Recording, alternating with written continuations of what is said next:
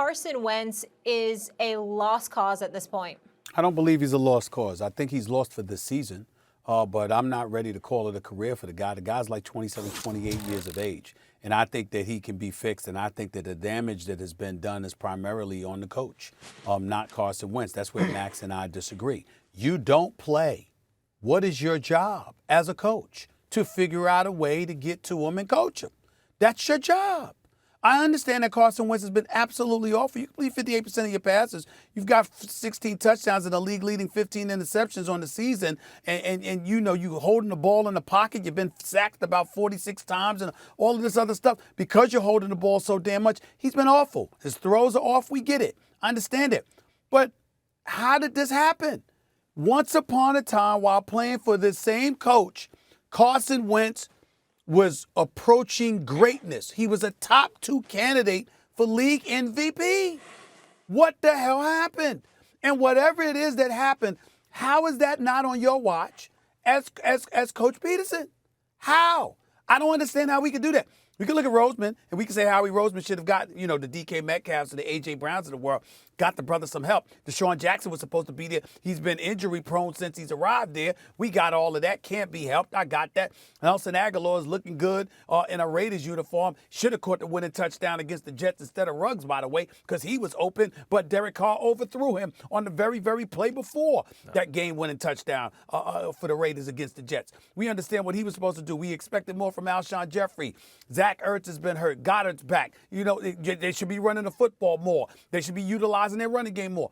There's a lot of questions. And I'm saying, I got to look at the coach, too. I'm not absolving Carson Wentz by any stretch of the imagination. But I got to look at the coach. I got to look at him. What's your job? Look, this is ridiculous. I can't believe, Stephen A., you have joined essentially the apologists. I'm not, look, you're clearly saying Wentz has regressed. I get that at this point. I get that. But it's ridiculous to blame this on anybody but Wentz. Look, Peterson's got to go. I made that clear. The play calls, he's got to go. Roseman's got to go. You know, like, wait, you're saving your second-round pick. You don't want to trade for DeAndre Hopkins. Oh, you're going to trade up for a better receiver, maybe a CD Lamb. No, you're using that to replace Wentz? Okay. Peterson, you don't want to use your running backs at all. You have the 4th best run blocking in the league on the line. You have a stud back and a nice change of pace guy. You don't want to use him at all. But you know why he doesn't want to use him at all? The same coach who couldn't choose his own staff, the same coach whose quarterbacks got him shook because the quarterbacks got a direct line to the owner, it seems to me, Stephen A. And the reporting was a couple of years ago got the whole locker room shook because Wentz could get you out of there, right? How could you blame the coach and the GM who won a Super Bowl? Wentz was playing really well that year, so obviously it can work with that coach and GM, right? Right. And by the way, they didn't win it with Wentz. Wentz helped them get in that position. It was Foles. It was Foles who brought the team alive the next year when they went to the playoffs. So you can't blame this. You can get rid of everyone. This is on Wentz. Stephen A., Wentz has regressed. His enablers, the guys who gave him affirmation in the press on the team, maybe the owner, that's the problem. He hasn't worked on the things. I was sounding the alarm after every win that people were lauding at the end of last year. I was sounding the Wentz alarm. This is why. He is unfixable. He will never be a great quarterback. You can't trick him. But this is what you can do. You can start Jalen Hurts for the rest of the season. Not because it gives you the best chance to win. Not because you're trying to teach Carson Wentz anything or hold him accountable. I said do that a month ago. That ship has sailed. Because you got to find out if Hurts can be your quarterback or if you have to draft a quarterback with your top 5 or 6 I want to chime in and ask you a question. Because I don't really care about all of those points that you made. I care about one thing you said and one thing only. You talked about Peterson not having the cachet or the latitude to pick his own coaching staff. Were you blaming him for the Eagles for that when he went 13-3 and won the damn Super Bowl? Stephen, who did win the Super Bowl? In other words, it wasn't an issue then. Why is it an issue now? Because now is when you need to hold Wentz accountable. Back then, you didn't have, not only was Wentz great on the money down, not only was Wentz the MVP of the season until then under Peterson, right? Not only was that true, but you won the Super Bowl with a different dude. And that dude played lights out. And then Right, the Ryan, next go year, ahead. you were under 500 when Wentz's injury took him out and Foles came in and the team was brought to life. Now you got to hold him accountable, and apparently you don't have the juice.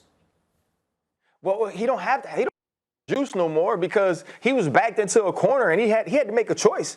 He had to make a decision, and the decision was the right one to start Jalen Hurts. To put Jalen Hurts in the game. And the right decision going forward this week, even though they're playing a team with a great defense in the Saints, is to start Jalen Hurts again. And you're right, it's not about teaching anybody a lesson. It's not about showing Carson Wentz the error of his ways. It's about Carson Wentz ain't playing good football. And the question was he done? He's done in Philadelphia as it is now. And here's the thing I had the most problem with Carson Wentz. Carson Wentz has done a very good job of this public facade or making us think a certain thing about him as far as a team guy. He's obviously a guy that loves the Lord. And so he says these things and he brings this to the forefront. And they talked about his accountability this week when he stood in front of the team and said, I have to play better. What I didn't hear in this post-game press conference was, Doug had to make this decision because I didn't play better.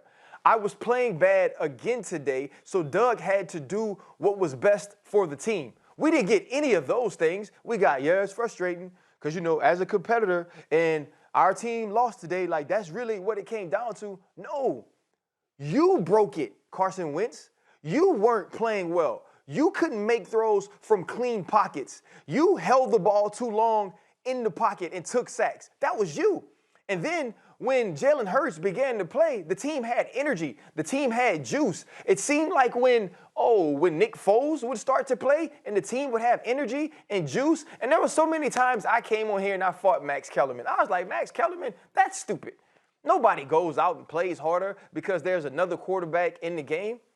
Maybe they don't play harder because there's another quarterback in the game. But maybe they play harder because the other quarterback is no longer in the game. Thanks for watching ESPN on YouTube. For live streaming, sports, and premium content, subscribe to ESPN+.